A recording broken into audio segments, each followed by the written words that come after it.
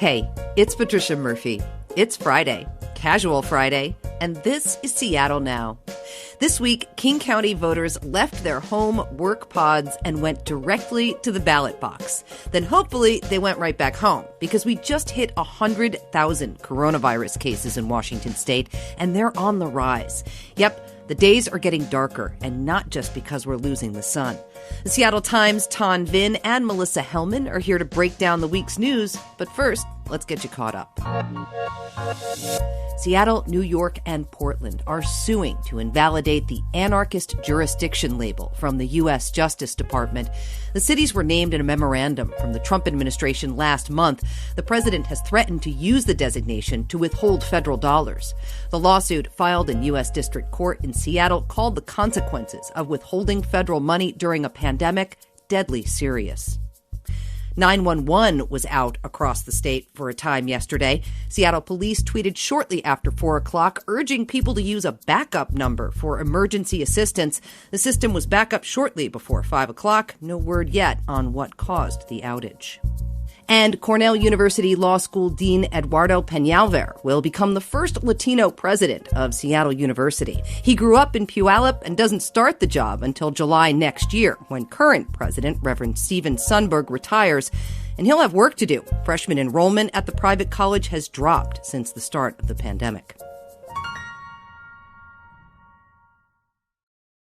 It was cold last night. The cats slept on me for the first time in months, which is a sure sign of fall. Also, a solid confirmation in my house of the change of season is the bag of half-eaten candy corn and caramels on the counter. Vinh is here. He's a food writer at the Seattle Times. Candy corn, yes or no? No. Hi, Patricia. That's a strong statement. Melissa Hellman is here, too. She covers South King County for the Seattle Times. Melissa, do you go in for the corn syrupy goodness of candy corn? No, I can't do it. It tastes like wax. All right, you two. We could probably just stop here because I do love candy corn and I'll take abuse for it, especially since a couple of weeks ago I think I trashed applets and cotlets. So it's my turn now. Anyway, it was a good thing to chomp on while I was filling out my ballot because the wheels of democracy are in motion. Ladies and gentlemen, early voting happening across the country and here in Washington state. We're setting records. 1.2 million Washingtonians have sent in their ballots either in a drop box or in the mail. And as of Thursday, 26% of King County's active registered voters have done their duty and voted. Ton, have you voted yet? I did. And to jump on what you said, 4 years ago around this time, it was only 10% of people who voted. So it's a lot of energy. And I purposely went to a drop box because I live in the central district.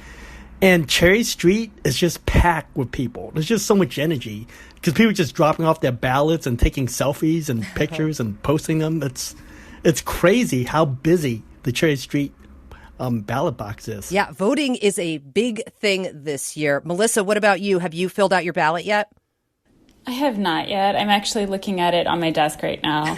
I want to do my due diligence and make sure that I research everyone who's on the ballot beforehand and that I know all of the measures. So I'm taking my time, but I'm definitely going to make sure that I at least drop it off a week beforehand. I am curious. I'm glad you brought that up about doing your due diligence because I'm actually curious about people who got really excited to vote for in the presidential election and then had ballot shock when they opened up their ballot and saw that they had a solid hour of work ahead of them if they were really considering every measure on that ballot.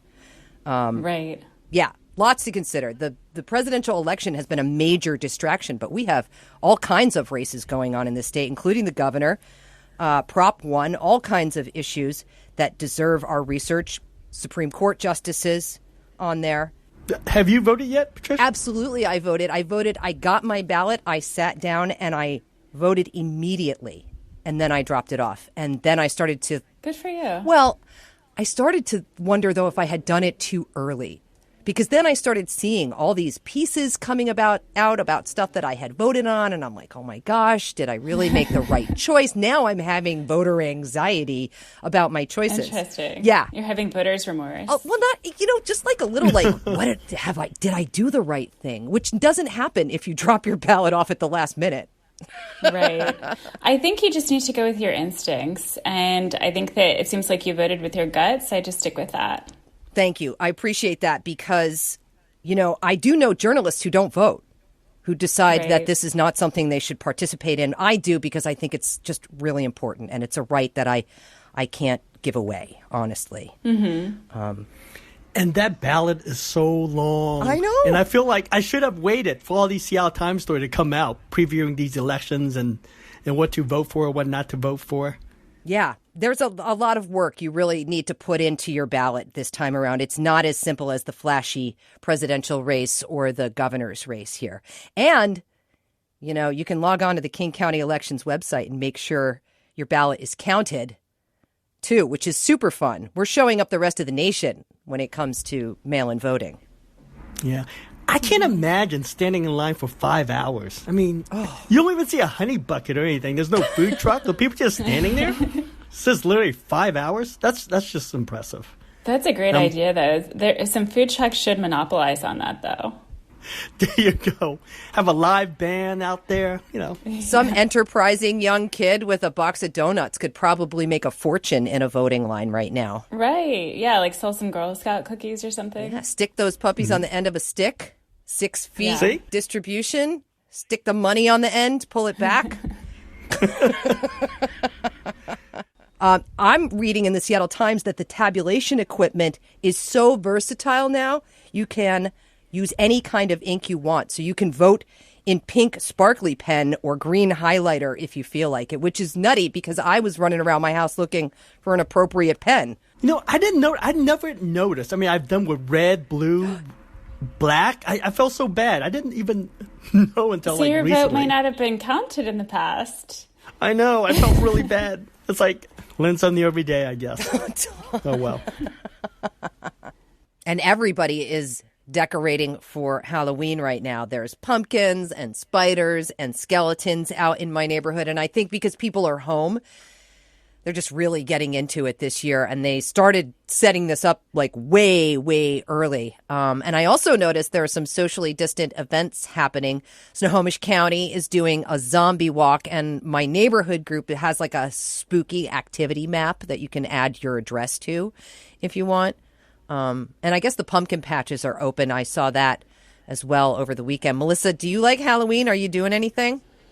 Oh, it's my favorite holiday. Really? I usually every Halloween I have a group of people over and we have like a pre-gaming party for Taco Cat, which is a local band here. They usually have a Halloween bash. So unfortunately, I won't be able to do that this year, but I am going with a friend to a pumpkin patch, and we're going to do a haunted maze and a hayride. Nice. So I'm looking forward to that. Yeah, but I'm glad that people are still being festive. Do you dress up? I do, yes. I usually hand make my costume, and I spend hours and hours and at least $100 on all of the different accoutrements for my costume, but this time I actually bought one from a store from Party City, so I got that delivered. Really? What are you going as? Wait a minute. I'm going as Bastet, which is the goddess of felines, the Egyptian goddess of felines. Wow, good one. Before that, usually I'm an animal. I've been an octopus one year. I've been a peacock. Wow. And you made these costumes? Yeah, I hand make them. Oh, my God. See, yeah. What are many talents? It gets a little bit out of control sometimes. I usually stay up until around 5 o'clock in the morning on Halloween preparing it. Wow, I'm impressed. I'm dedicated to the lifestyle. Ton, do you dress up? I do not. Even in a normal year, I do not. I mean, I put candy out on my porch. Oh, you don't even answer the door? Up. You just put the candy? I don't even answer the door. You know that's gone in 5 minutes, Ton, right? You know that. But I don't get a lot of trick-or-treaters on my block, so I just leave a big bunch of Almond Joy and M&M and whatever's so you're left that over. Neighbor. You're that neighbor who turns off the lights, closes your shades. It's like, leave me alone. There you go. You just throw the candy out the window. Get off my lawn. I'm that guy. And Melissa, I'm like one of those people. We work in the same newsroom, and I'm like one of those people who bring candy the day after and just dump it on the table for the staff. I love my Everyone discount has Halloween candy. candy. I love a discount Halloween candy after the holiday. That's my favorite. Oh, it's mushroom season, by the way, out there. I was out in Deception Pass over the weekend, and the mushrooms were everywhere. Those orange ones, the little brown ones, the little beige ones. Mushrooms on the ballot as well, though, in Oregon, Petition 34, if passed, would legalize psychedelic mushrooms in the state for therapy purposes. The Oregon Psilocybin Therapy Initiative would allow people to use psychedelic mushrooms for anxiety, for things like anxiety and depression. Ton. They're just so much cooler than us. I know. And Oregon's just so much cooler. You know, and I remember Inslee, all he gave us was like, hey, pot stores are an essential business. They'll remain open. And I guess I was happy with that. But now Oregon just topped us in, like, you know, magic mushrooms. Too far away. All right. Well, I am curious if the mushroom thing on the ballot is going to pass, though, because I don't know. We're talking to Oregon. Of course it's going to pass. It feels like a statement of how our minds are in 2020, that psychedelic mushrooms get on the ballot in Oregon for therapy in 2020. I love it. I think the rating has been on the wall for a while, though. Like, there's been a lot of research that's been happening for at least a decade or so at different universities throughout the country. Michael Pollan, the science writer, recently wrote a book about the therapeutic power of psychedelics. So I'm honestly not surprised that Oregon's taking it on. Thank you for bringing the legitimacy to our program today, Melissa. That's why she's here. Honestly. That's our show for this week. Thanks again to my guests, Seattle Times food writer Tan Vinh and Melissa Hellman. She covers South King County for the Seattle Times. Thanks a lot. Thanks for having us. Thank you, Patricia. Have a great weekend. Seattle Now is produced by Caroline Chamberlain Gomez, Clare McGrane, Sophie Reed, and Jason Pagano. Matt Jorgensen does our music. I'm Patricia Murphy. See you tomorrow.